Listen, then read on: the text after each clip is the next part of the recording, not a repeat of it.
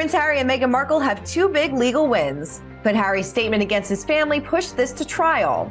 But now the plaintiffs in the case, such as Prince Harry, want to use the information that the tabloids provided this inquiry in their civil defamation case. And the judge is going to need to rule, is this okay? Duchess Kate may ditch the tiara, the coronation invites are ready, and Camilla shines in Germany. She was in the Greville honeycomb tiara, which she wears a lot. She pulls it off so well with her very voluminous signature hairdo. Like, not many people can carry off a tiara that is that big. Plus, Kensington Palace curator Claudia Acott Williams breaks down the latest exhibition, Crown to Couture. Seeing Queen Bee on the throne is just, it's such a wow moment, and it's such a, I think it's a really poignant moment to see her there as well. We've got that plus so much more in today's Royally Us.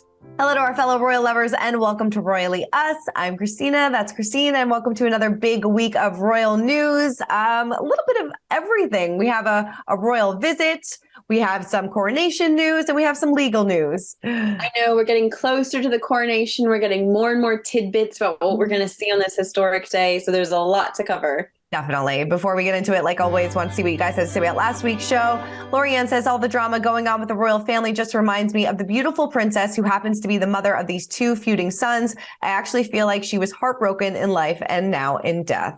I mean, it is such a shame to see, what is going on with the family, as much as we know about it, but it is, I'm sure she wouldn't be happy about it.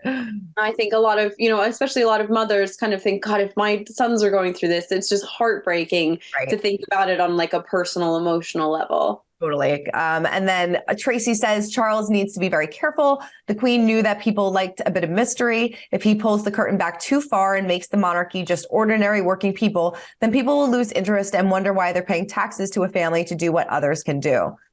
Pretty good point.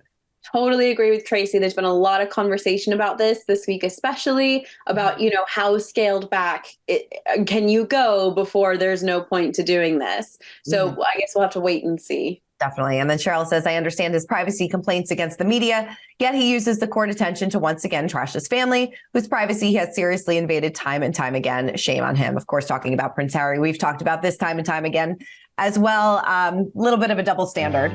All right, well, let's get right into our royal roundup. And we have some big coronation news. King Charles, of course, is gearing up for the coronation ceremony with the release of his and Queen Consort Camilla's official coronation portrait and invitation. Now, per the palace, the ornate card features the Green Man, which is an ancient figure from British folklore, symbolic of spring and rebirth to celebrate the new reign. And the invitation, which was designed by Andrew Jameson, was hand-painted in watercolor and will be reproduced and printed on recycled card and gold foil detailing, which of course we know King Charles is a big environmental advocate. So this kind of goes hand in hand. So this highly sought after invite also features a lion, unicorn, and boar, which are all symbols from the monarch's coat of arms. The card will be issued in due course, that they said, to over 2,000 guests. So hopefully our invite is in the mail. And they added that Prince George, of who, of course, is Charles's eldest grandson and second in line to the throne, will be among one of the 8 pages of honor who have been chosen to attend their majesties during the coronation service. So gearing up, we have 1 month to go till this big celebration, and it's going to be great. All right, let's move on over to Prince Harry, who is also making some news. So he did return to court for its final day of the hearing, as it was determined that his lawsuit against Associated Newspapers is going to trial. Of course, he sued the Associated Newspapers, publisher of the Daily Mail and the Mail on Sunday, for illegal information gathering. This was a 4-day hearing that began last week. We talked a little bit about it last week, and it was to consider legal arguments from both sides as they argue that the case should be thrown out. As we know, that it is not now. He sent in a witness statement blasting the royal family for saying they withheld information against him from him in this phone hacking. So interesting that this will be going to trial. And I mean, I don't know how this is going to play out, but, if it's going forward, Prince Harry will definitely be there. Yeah, this is such an interesting double-edged sword. Prince Harry has said that it's his life's work to sort of reform the media, which is such a huge undertaking, especially since every time he does this, every time he sues a newspaper and goes to trial, it ends up hurting him so badly. This is a great case in point where We're talking about how he's blasted where the royal family withheld information from him. When you actually read the statement, it says that members of the royal household didn't tell him about every bad headline that was written about him, which, to be honest, I would probably not want to hear every bad headline written about me either. And so, it's sort of, he's making the story sound a lot worse, and the media is making the story sound a lot worse. We're now wondering why on earth he's doing this, because it just makes him, it just puts him back into these headlines that he doesn't want to be a part of. Definitely. All right. Well, to give us a little bit more insight into this case is Nima Rahmani. He's the president of West Coast Trial Lawyers. We checked in with him last week as well. He's the co-host of our legal series, Legally Yes. And he revealed why this witness statement may have helped him in this case. Take a look. Were you surprised that Harry flew to London to be present for this, since it's not on trial yet? I'm not surprised. And if you care about a case, doesn't matter whether it's Sheena Shea today or Prince Harry or even Gwyneth Paltrow, you have to show up. So, not showing up is a very easy way to lose your case. So, and the Prince feels very strongly about the British tabloids. So what we're dealing with now isn't the actual trial. We're dealing with some kind of nuanced procedural pre-trial issues. So I'm going to break them down so folks can understand what's going on. One of the biggest issues is, why did the Prince wait so long to bring these claims, right? If this happened more than a decade ago, why is he filing now? Why is everyone, Elton John, Liz Hurley, all these British celebrities doing it now? So the Prince's argument is that the institution, that's what he calls the royal family, basically kept him in the dark. He didn't have information about these claims because they did not want to sue the British tabloids. So that's going to be his argument as to why there was a delay in bringing this case. Definitely. So will this witness statement, will this make a difference in anything? I think so. I mean, there's some really important pretrial matters that are happening right now. One is, of course, the Prince's testimony. But the other issue is there was an inquiry, essentially a public investigation there in the UK. It was about, I think, 2011 or 2012. It was the Levinson inquiry. And what happened there was this body, this judicial body, they investigated these allegations, and they told the British press that if you provide information voluntarily, it will be confidential. But now the plaintiffs in the case, such as Prince Harry, want to use the information that the tabloids provided this inquiry in their civil defamation case. And the judge is going to need to rule, is this okay? They provided information with understanding to be confidential. It wouldn't be used against them, but can it be used against them now? Yeah, it's definitely very interesting, and we'll have to see how this one all plays out. But we do know how one lawsuit played out. A Florida judge did dismiss Samantha Markle's $75,000 lawsuit, ruling Meghan's opinion of her experience growing up was just that, her opinion, and that it was not defamation. So Samantha had claimed in Meghan's 2021 tell-all interview that she grew up an only child and only met her half-sister a handful of times. And that was not slander. Samantha argued that the statement was false, malicious, and humiliating, but a judge denied this, and now this case is dismissed. It's kind of, it's hard to prove defamation. I mean, it very rarely comes out in favor. I mean, Johnny Depp and I think Amber Heard is an exception, but it's very hard to prove something like this. And I'm not surprised that this one was kind of thrown out. Yeah, it's so interesting. Samantha Markle's sort of been active on Twitter saying that they're going to revise their case. They might, bring it back to a judge, sort of going from a different direction. She just seems determined to punish Meghan for some sort of wrongdoing. So Samantha just seems really, really unhappy and looking for justice however she can get it. Definitely, however she can get it. And I feel like probably something else will be brewing as years continue to go on. I'm sure Meghan is very happy that this was put to rest, because if this did go to trial as well, she probably would have had to testify, and it would have been a whole other media spectacle. Yeah. Exactly. All right. Exactly. All right. Well, the Queen consort Camilla looked absolutely radiant in Germany. She was wearing the Greville tiara and Queen Elizabeth's diamond fringed necklace at the diplomatic dinner in Berlin. The event was held on the first night of their 3-day trip to the country with King Charles. And this was, of course, the first overseas visit of the new reign after their trip to France got canceled. I think she looked beautiful during this trip. She looked amazing. She was in the Greville honeycomb tiara, which she wears a lot. She pulls it off so well with her very voluminous signature hairdo. Like, oh, not many people can carry off a tiara that is that big. Right. And then she wore an iconic a necklace that's iconic for Queen Elizabeth. It's the City of London fringe necklace, which Queen Elizabeth wore in several formal portraits. I mean, she just sparkled literally head to toe. Her Bruce Oldfield gown was covered in silver sparkles. It was such a queen moment. I mean, she stepped out. It was undeniable that she was the queen. She had arrived. And I think it was just a fantastic spotlight moment for Queen Camilla. It was a statement moment, a statement dress, statement tiara, the whole package. She did. I loved it. Well, this seems to be like a new trend lately. Everybody wants to give the king and queen a Burger King crown. Well, King Charles wasn't really interested in this when a fan offered it to him. He was greeting onlookers during his walkabout in Berlin on March 29th when one person tried to give him one of Burger King's famous paper crowns. The fan said, "That's for you if you want it." And he said, "I'm all right." And then, as we know, earlier this month, somebody tried to give Queen Consort Camilla the Burger King crown as well. And she said, "Oh, lovely. That's very nice of you, Burger King." So it seems like maybe this is a new trend that's going on during walkabouts. Oh my God, it's going to be a TikTok challenge, isn't it? Like it's going to come up on TikTok trend, the For You page. Yeah. Such a strange thing. I don't know if it's sort of the new king and queen are sort of a little, not that they're younger, but they're younger than the queen was, maybe a little bit more playful and a relatable relationship with them, that they feel they can sort of have a bit more fun. Whereas the late Queen Elizabeth II was pure reverence, I think that they are handling these things very well, all in good humor. But yeah, I will, you heard it here first if this becomes like a TikTok chat. Seriously, I wouldn't be surprised. All right, well, let's spill some royalty. And Sarah Ferguson reflected on her relationship with Prince Philip. She said during an appearance on the Life's a Beach podcast that her former father-in-law could be a little intimidating. She said, "It's quite interesting. The Duke of Edinburgh used to say, 'Remember, Sarah, you've got to be electable, but never elected.'"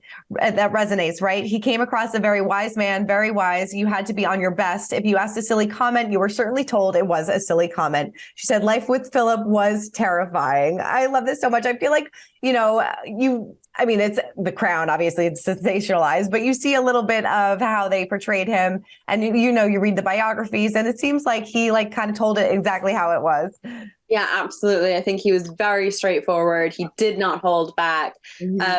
And, he really had a sort of reverence to him in his unique position with all of his years of experience and the amazing things he must have bear witness to, that he probably had learned enough and been through enough life that he did not take anyone's nonsense. Totally. He was not taking nonsense. I love it. Well, this is an interesting story. Princess Kate may not wear a tiara to the coronation. So this is according to People magazine. So looking back at past coronations, there is precedent for women in the royal family to wear a tiara. And writer Lauren Keenan of The Court Jeweler told the magazine, "I'm certainly hoping we'll see coronation tiaras, but it's possible that Charles is following the example of some of his European counterparts, like the King of the Netherlands, and setting a daytime formal dress code for the event. That would mean that we would still see some grand jewels like necklaces, brooches, and earrings, but no tiaras. I'll be sad if that's true, but it may just be another part of the deformalizing of the British royal world that has taken place over the last several decades." I want the tiara. Give me the tiara moment. Come on.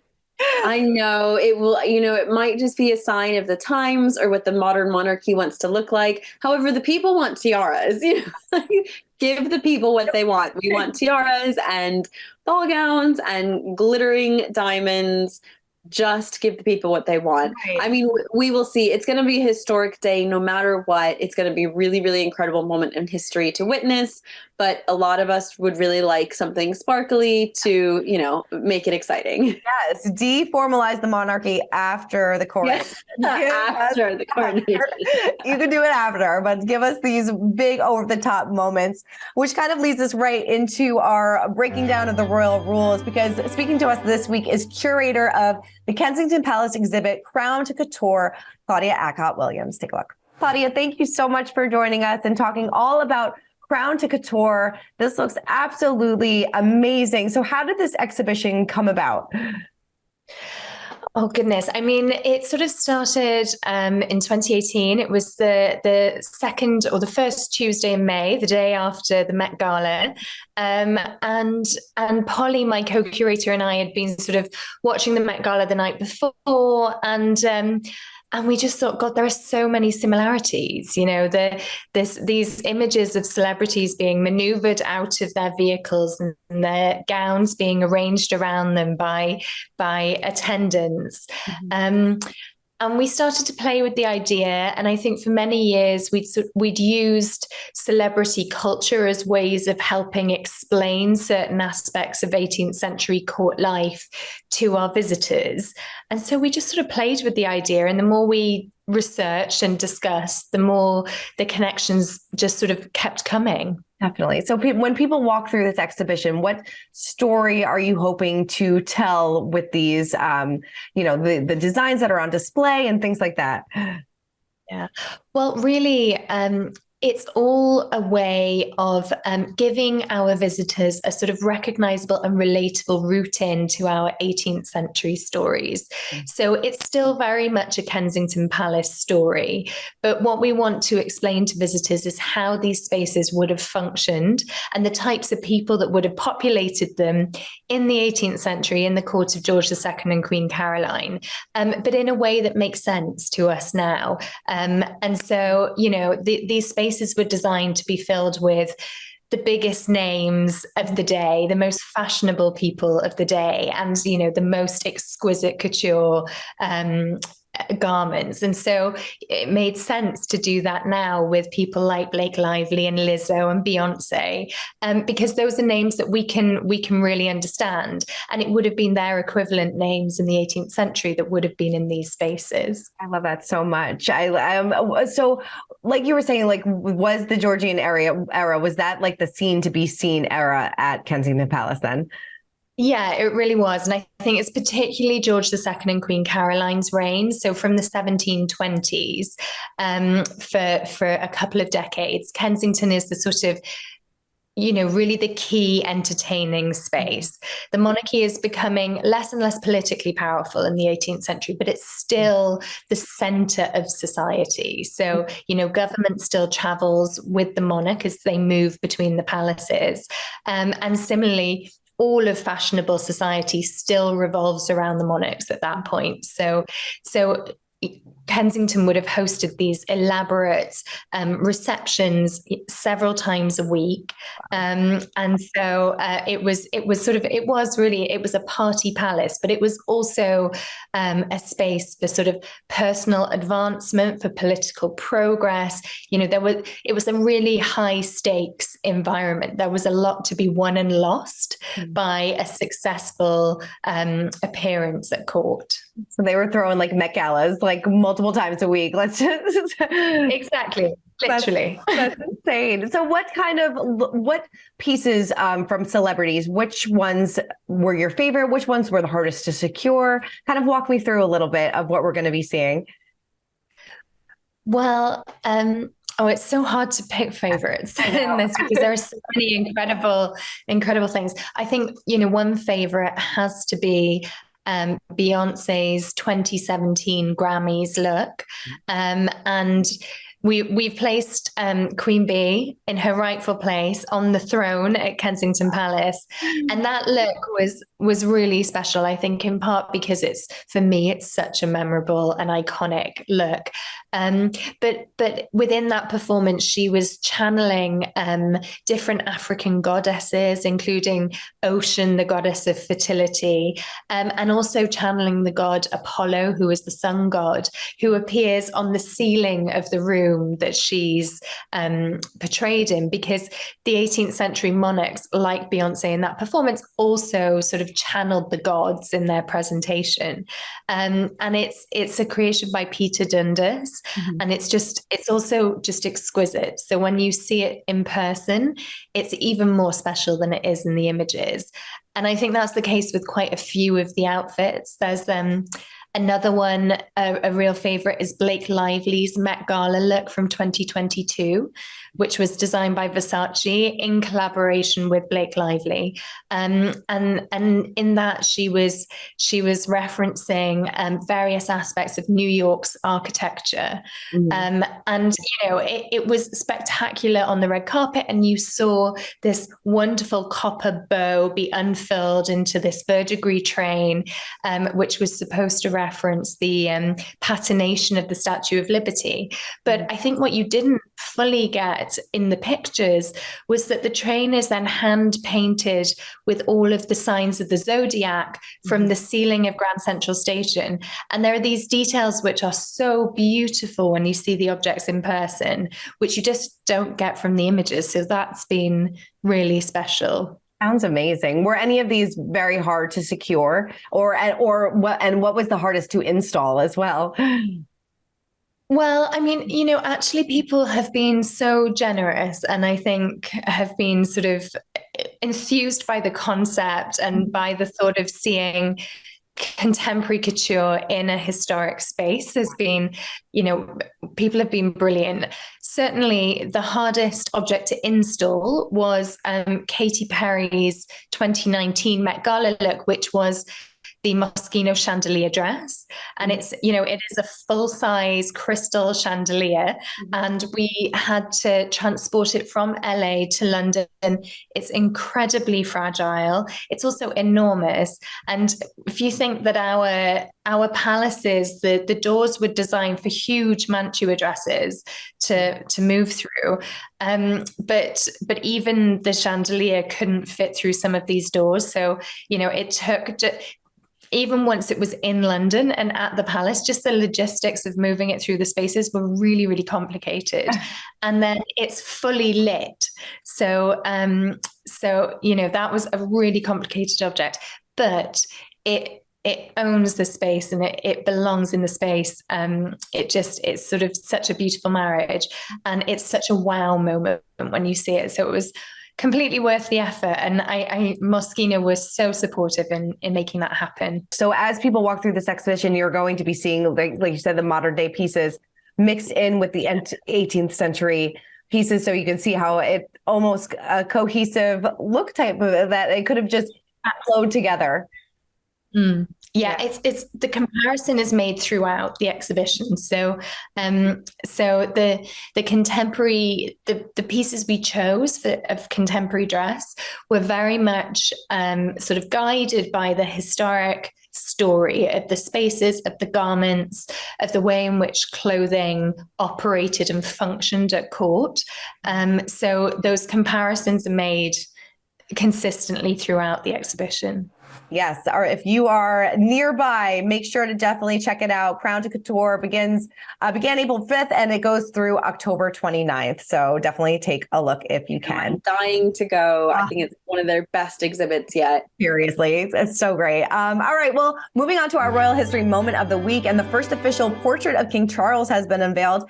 The oil painting was created by British artist Alistair Barford and depicts Charles wearing a blue pinstripe suit, white shirt, pink tie, maroon pocket square.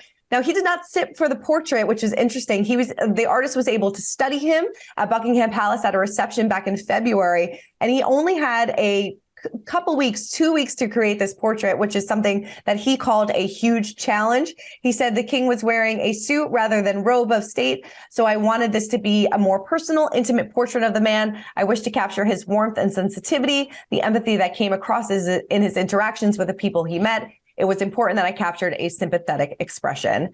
I can't believe people are so talented. I can't believe that you could do this in just 2 weeks, just observing somebody. It's nuts. It's such an incredible likeness. It's a very, very sympathetic portrait in the sense that he looks very kind. He looks very relatable. And I think so much of our conversations about the king lately have been that he wants to be relatable. He wants to be a man of the people. Mm-hmm. Definitely. And I mean, he did an absolutely beautiful job. And it's fun to see these portraits kind of come together. And this is probably the first of many. All right. Well, that is it for this week's episode of Royally Us. Please keep commenting, keep subscribing, and we will see you guys next week. For more news, content, and exclusive interviews, make sure to hit the sub, like, and bell button down below and visit usmagazine.com.